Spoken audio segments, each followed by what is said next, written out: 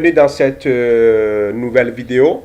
Nous allons apprendre tout au long de notre série de formations la création d'une boutique, d'un site de e-commerce avec le framework PrestaShop. Voilà, puisqu'il y en a plusieurs. On a vu comment le faire avec Joomla, on a vu comment le faire avec WordPress en utilisant WooCommerce. Aujourd'hui, nous allons travailler avec PrestaShop.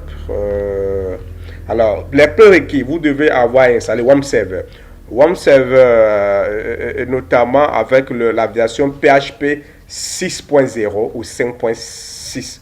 Bon, moi, je vous conseillerais, puisque PrestaShop a des exigences au niveau de la version de WAMP Server, moi, je trouve WAMP Server 7.2. La version de PHP est 7.2. Il faut avoir minimum la version 5.6 pour tuer PrestaShop. Mais moi, je préfère utiliser le 7.2. Donc, c'est bien. Donc, vous allez écrire PrestaShop. Après avoir installé WAMP Server ou EasyPHP pour avoir un serveur local, vous allez faire appel avec le navigateur. Vous allez essayer de télécharger. Je suis quel Wi-Fi. OK. Vous allez télécharger PrestaShop. Voilà. Cliquez sur PrestaShop, cliquez et vous téléchargez PrestaShop. Il y a la version 7.1.7 présentement disponible. Quand vous avez téléchargé votre PrestaShop, vous aurez un dossier zippé que vous allez aller dans votre disque C.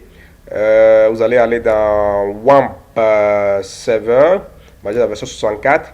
Vous allez dans 3W, vous créez un dossier, vous créez un document nouveau dans le nom de votre site et vous allez extraire PrestaShop à l'intérieur, vous aurez ce logo. Je tiens d'abord à présenter mes condoléances à la famille de l'artiste DJ Arafat, aux Ivoiriens et à tous les Africains notamment, parce que il a été un jeune qui a apporté la joie dans la vie de plusieurs jeunes. Les gens écoutaient sa musique pendant les soirées, les danses, les journées culturelles, surtout dans les années 2008 et 2010, il a beaucoup il a rendu beaucoup les Africains heureux. Alors, mes condoléances. Alors, nous continuons. Alors, quand c'est fait, vous allez prendre votre WAMP server, vous allez cliquer sur ça, vous allez choisir localhost.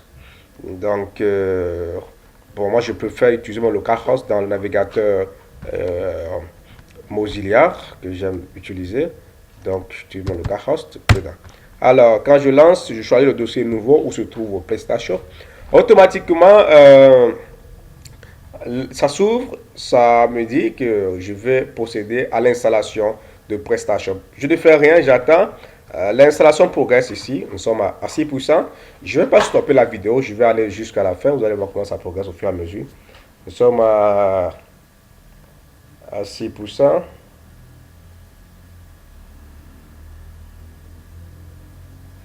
Euh, 12.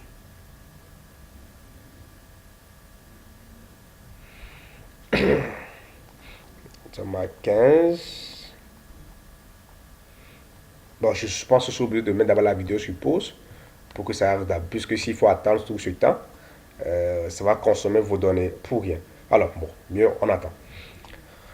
On attend. Donc, comme je disais, PrestaShop permettra de créer une boutique en ligne. Vous pouvez le faire avec WordPress en utilisant l'extension WooCommerce. C'est très facile. Mais parfois, certaines entreprises exigent l'utilisation de PrestaShop vu au niveau sécurité. J'étais fan de WordPress jusqu'à ce que WordPress commence par être attaqué parce que généralement les logiciels open source ont ces problèmes puisque tout le monde qui crée des extensions gratuites comme nous aimons ce qui est gratuit. Quand je dis nous, c'est de manière générale. Donc, ce qui est gratuit, on installe, par contre, derrière ces extensions, derrière ces thèmes que nous installons, il y a beaucoup de virus. Il y a beaucoup de virus et beaucoup de fausses liens, les liens d'annonce, je m'excuse, qui sont connectés derrière. Donc, sur ça, beaucoup détestent l'utilisation de WordPress pour faire leur site. Alors, nous avons Joomla qui a quelle difficulté? Avec Joomla, la difficulté de Joomla, c'est au niveau des extensions. La communauté Joomla a disparu depuis l'année passée.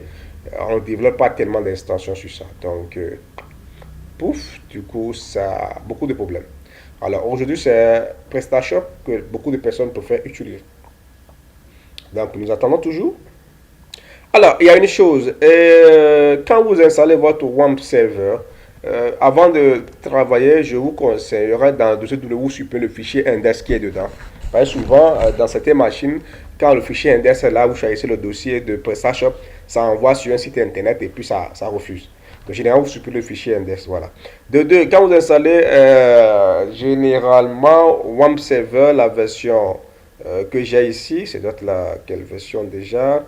La version 3 points sur Windows 7 ou Windows 8 ou Windows 10. Si vous ne téléchargez pas les Vis Credits, les Visual Studio 2012, les extensions, les DLL pour compléter, vous aurez beaucoup de problèmes. Il va vous dire que tel fichier manque, le MCVR manque, le MVCR peut manquer. Donc, n'ayez pas de problème. Vous tapez juste dans Google le message et puis ça va vous diriger vers les solutions pour résoudre cela. Donc, c'est tout. Donc, ces solutions, il y en a. Je pense que si vous êtes coincé, n'hésitez pas à m'écrire sur le réseau social africain, www.myafrique.org. Je suis là connecté pour discuter avec vous. Donc, nous allons essayer de répondre à vos préoccupations étant sur les réseaux sociaux. Donc, nous attendons toujours. Nous sommes au niveau de... il est où? Voilà, l'installation est ici. Je voudrais vous laisser jusqu'au bout, puisque peut-être pendant l'installation, certains pourraient avoir des problèmes. Donc...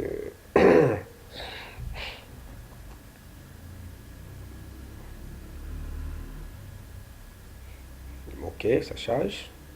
Donc, non supporter, je ne veux pas mettre sur pause. Donc, vous pouvez avancer la vidéo pour gagner un temps.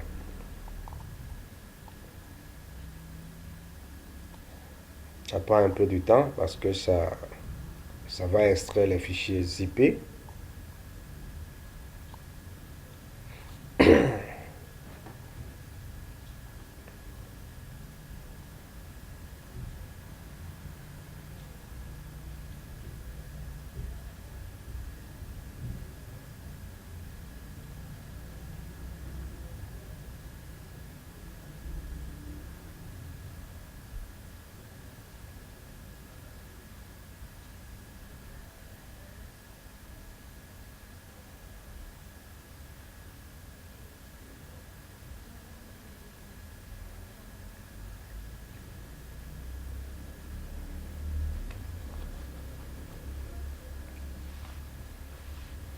Nous sommes à 91%. Bientôt, nous serons à... Bon, on a 94%. Donc, je vais arrêter la vidéo une fois à 100%. On va continuer dans la deuxième partie pour finir la configuration. La configuration. Pour que la vidéo ne soit pas très longue.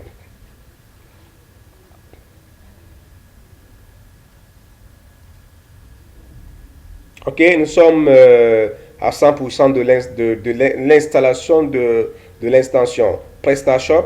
Nous allons nous retrouver dans la deuxième partie pour gérer le côté base de données et tout ce qui reste. Donc, j'attends la deuxième étape avant de passer la vidéo dans la deuxième partie pour la suite de notre tutoriel sur création d'un site de e-commerce avec PrestaShop. Donc, puisqu'aujourd'hui, on parle plus de e-commerce. Alors, on va s'arrêter là. On va continuer dans la deuxième partie.